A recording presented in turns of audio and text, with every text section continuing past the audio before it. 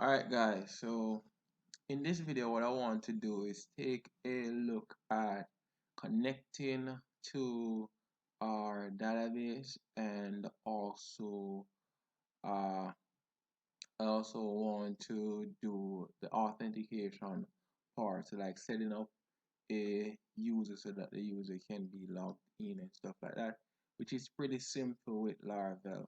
So that's what we're going to do now.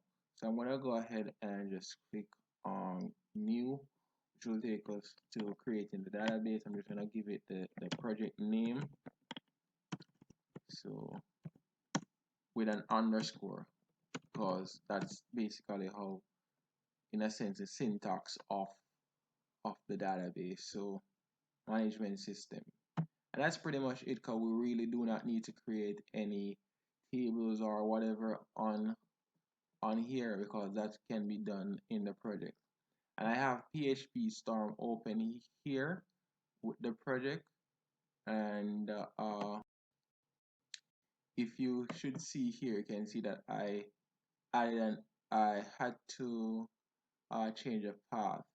Basically what I did was do an installation, a new installation of Laravel, because the first one wasn't working properly. So stuff like node modules, that's something that I should have done when I did an npm install, and that wasn't working. So I had to go ahead and redo that. I think there was another thing that was not there as well. I don't remember what it is right now, but it was missing. So I had to go back and fix that. And the rain is falling, lightning and thunder, so you may hear the rumbling.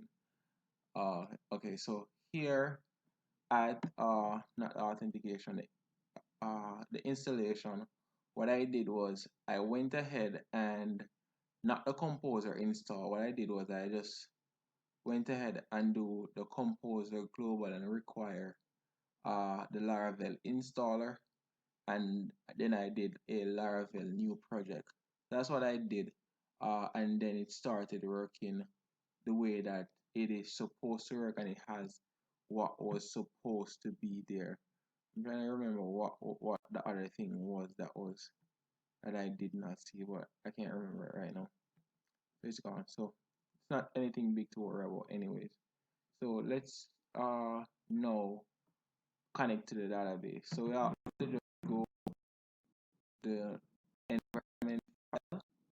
So just go and just change the database name, because we're using MySQL.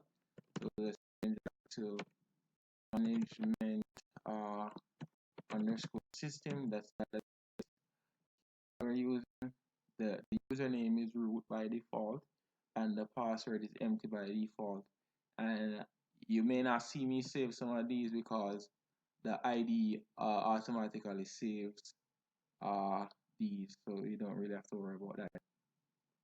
Now in the migration table, yeah, I think this is where password reset, there wasn't any, so that is something that if I had pointed that out, you wouldn't have seen that. So if I should come here,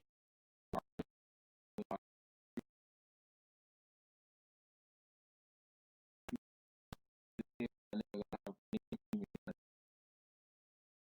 drop the table, we'll have that option when to do like a rollback or whatever. That's pretty much that. What I'm gonna do now is just migrate these tables so we know that we have a connection to the database. Uh, the IDE here comes with a terminal, or the CMD, because this is not really a terminal in my opinion. So all we have to do now is just type php artisan migrate, and after running this php command, or this artisan command, you'll see tables are being migrated, and my machine is running a lot faster now. And the reason for that is that I had a lot of junk on here that I wouldn't say junk, they were useful at one point when I was actually using them, but I did not delete them, and it had my machine lagging and stuff like that. So these I can see a major change now. I don't know about the audio as yet, but we'll find out later on. Now, if I come back over here at the database and I should go to the database that I created, you can see that we have 4 tables now.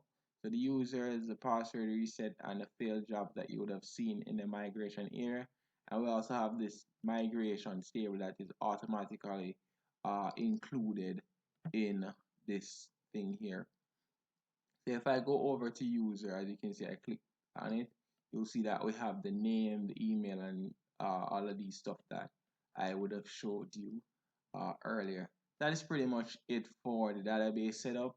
So what I want to look at now is going to the authentication of our project here. So first of all, what I'm going to do is I'm actually going to run the server so that you can see the changes that will be made.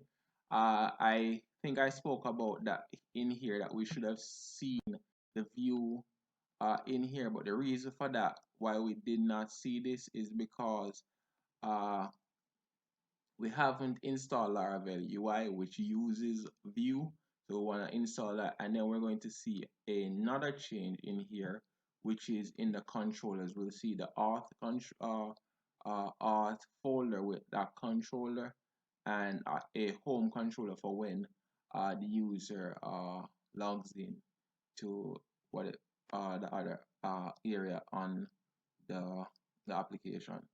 So in here, all we have to do is come to Laravel Auth, and normally that's what I type in, just Laravel Auth in search engine, and we will just get to this link. I probably leave this in the description so it'll be easier for you to access.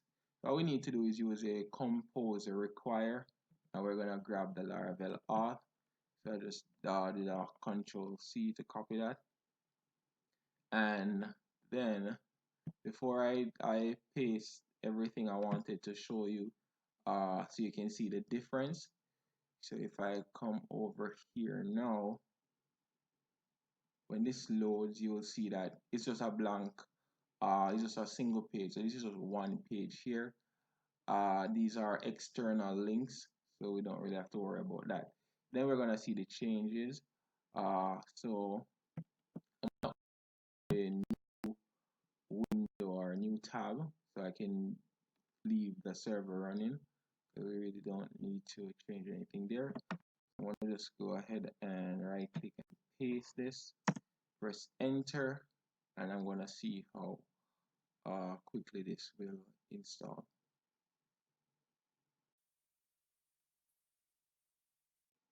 Alright, so now that this is finished, and that was not so long as usual, all we have to do is run this command here. So I'm going to copy that and paste it right here.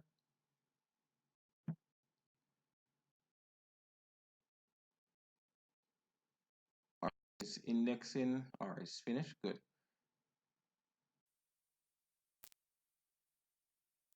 Alright, so now that that is finished, all we have to do is run this npm install and this npm run dev. I'm just gonna copy that, and if you should see here, you can see that has been added, and it has a bunch of files in here like password confirm and reset and all of those stuff. So we don't really have to worry about that right now, so we can just leave that. And you can see I got a prompt to do the npm install, so I'm just going to do it from here.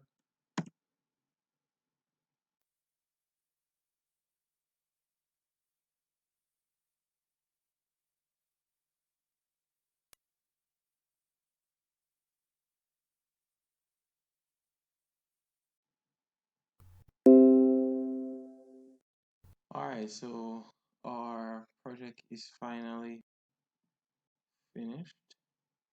All of that compiling and whatever. I'm gonna close this so we don't, and we can now go over to here and just do a refresh and a reload. And now you can see we have two new links at the top here in the nav. We have a login and we also have a registration. If I click on this, this is what the login page looks like, and you also have a different nav bar for that, but we can't log in unless we register. So of course I'm going to, for a proof of concept, I'm just going to go ahead and create a user. So I'm going to give it a name of admin, and I'm going to give it a name of admin at email, password, click on register.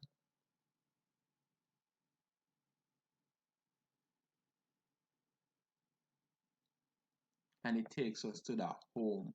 So this is the dashboard, and now we have the name up here, and if we have click on a drop down, we can also log out of this thing. If I should go over to the database, we should now have a new user as well being logged to the database. As you can see here, admin at email, and the password, and created as an updated at. So that is pretty much it for this video, and I'll see you in the next one. Thanks for watching.